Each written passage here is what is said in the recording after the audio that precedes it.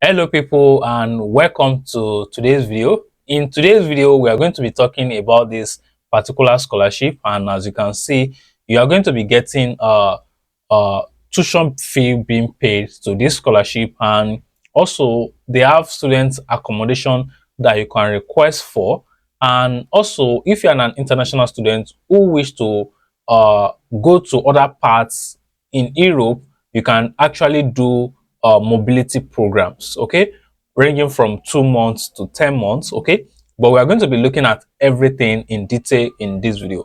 I'm not going to waste your time, and I will just make sure I go straight to the point to show you important thing. So at the end, you want to go to the university website to go and search for more information for yourself if you think you are interested. Okay, for you to be eligible to participate in this school, or to be participating in this funding, you need to actually follow procedure. And one of the important thing you have to know is that if you are going to be uh, participating, you need to be able to prove that you don't have enough income to cover your tuition fee.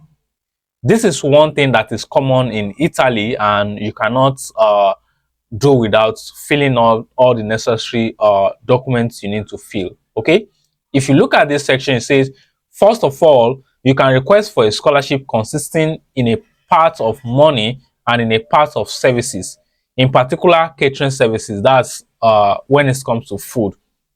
And moreover, if you live far from your study courses, you can apply for a discounted accommodation.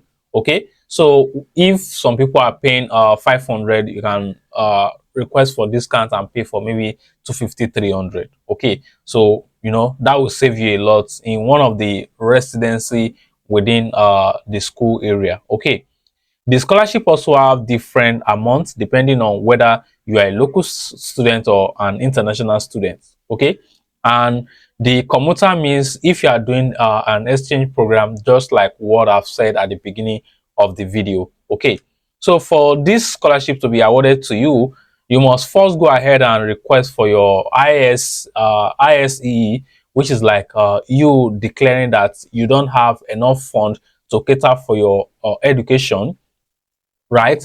And they've already put the link here, so I will not waste your time to go to that link. Just go there yourself and make your own research. Okay, so for those who are not familiar with ISEE, I've said it, you just need to declare that what you are getting annually is not enough to cater for all your funding in the university. And once you do this, you then proceed to the online portal to submit your application. So I'm just giving you a summary of everything. I don't want to be showing you everything on the website. Okay, so they are just asking you basically, are you able to pay your fund? No, you are not able to pay. Fill this form and show us the proof that you are not able to pay. Then you proceed to the application portal to complete your application. Okay, so once you do this, then you want to wait for their decision. Okay, and here it says, if you register for the subsequent year, you have obtained the CFU you have obtained will be taken into account, and the minimum number of CFU required depending on the year of enrollment will also determine. Okay, and only income will be considered at first step. That's what your annual income is. Okay, you know I've said that earlier. Okay, and if you want to maintain the benefit assigned, you will still have to achieve a minimum number of CFU during the year of academic. Okay, so this is just the steps you need to follow.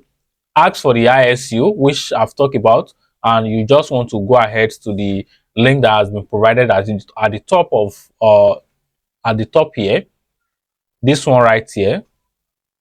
So you just want to click and go and request for it. Then when you request for it, you come back to step 2. Okay, so the steps two is to access the online services on benefit and agreements. Okay, so this is where you put in your information, you select your program, you put in every of your details. After putting every of your details, then you go ahead to submit it. At some point, they will also ask you to put your bank IBAN.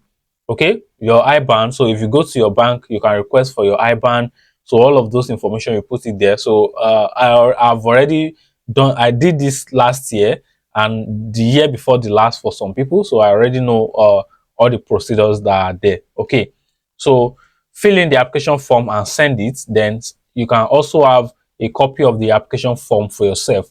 Just save it and put it in your computer or your mobile phone. Okay, remember that you must close and send the application within the deadline. So they are just telling you to make sure you submit your application before the deadline. So this is everything you need to do to be able to participate in this Milano scholarship.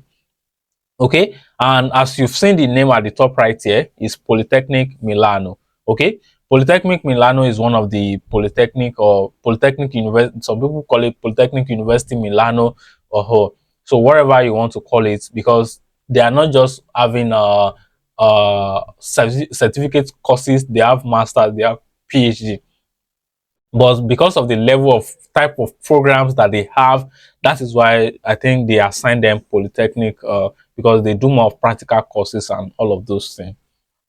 So even if you come to the top here, you're going to see education, uh their education, PhD, research, all of those that they do. And you see Lare, which is the bachelor, and the Lare Magistra, which is also the master program. So if you want to go and read more on each of them, you can go ahead at your own spare time to read more. So I'm not here to waste your time, to take your time. So if you think you have any question, you can send them email. Okay, if you have any question, send them email. And if you come to the bottom right here, let me show you this first. If you come to the bottom right here, you are going to see for the call for 2023-2024 is already closed. Okay, so you are not looking at that. You are looking for the one that says 2024-2025. Let me show you this clearly. If I zoom this back, okay, so if you look at this one is closed, so this is the one you want to look out for. Okay, so and there's a PDF file you can actually uh check through here. Okay, so this PDF file, once you check through them, you can start your application. Okay, so that's those are the major things I'm just here to show you today. So when the PDF file load up, you can just read more information for yourself. Okay, so I think I've done justice to all the information. So financial aid is at your disposal. Okay, but I want to show you one thing about the mobility. Okay, so this is the mobility program. Okay, so if you decide to participate in the international mobility program of at least 2 months, or up to maximum of 10 months. So if you want to study in Italy or still go to any other part of Europe, maybe in Germany, in any part of other European states, you can still participate in this even with this funding. And you can also ask for an integration of the DSU scholarship to be added to your uh, mobility program. Okay, so to meet the expenses that you are going to bear when you move to all those countries in Europe. And finally, if you obtain your master degree within the pre-established duration, you can get a degree award just after your graduation immediately. Okay, so those are the major things you need to go through. So this is the call for admission documents. So if you wait for this to actually load up, I don't know why it's taking forever to load up. I just want to show you few information there. Okay, so if it's not loading up, just go ahead, check it out yourself. Okay, so I want it to load up because I know some people will say something. Okay, so this is it right here. So it was published 3rd of June, which is 2024, and we are now in July as at the time I'm making this video. So you want to go through all the information that has been presented to you right here. So it's because how you can submit your application, the merit-based requirements, all of those things. So since you guys keep saying I'm not going straight to the point, so I'll just leave you to go and read all the information yourself. Then you can digest it yourself, then submit your application if you think you are eligible. Okay, so that will be everything. You can also check all the deadline right here. So the list, the document for the deadline is also written here. So go ahead and submit your application to this scholarship. So this will be everything I have to share with you in today's video, and I hope you find value. If you find value, fine, let me know, and make sure you drop a like on this video. If you are new here, make sure you subscribe, share with a friend who might need this video as well. So till then, I'm going to catch up with you again.